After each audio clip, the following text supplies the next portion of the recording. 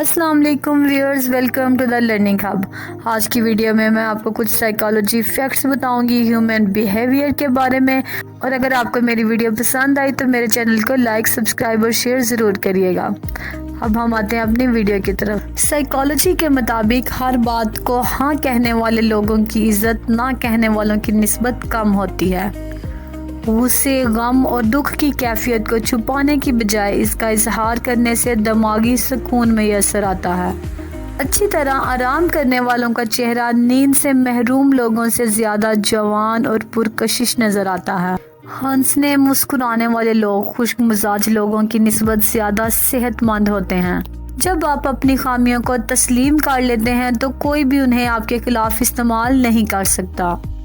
जो लोग बहुत कम सोते हैं वो चिड़चिड़ेपन का शिकार हो जाते हैं।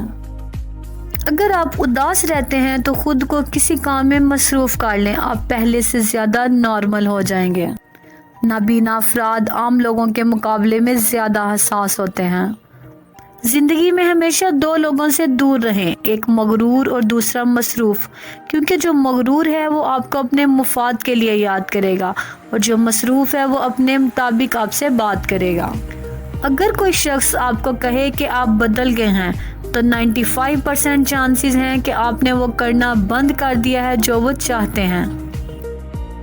साइकोलॉजी के मुताबिक जब आपका मूड अचानक खुशी से उदास हो जाए, ये इस बात की निशानी है कि आप किसी को बहुत याद कर रहे हैं।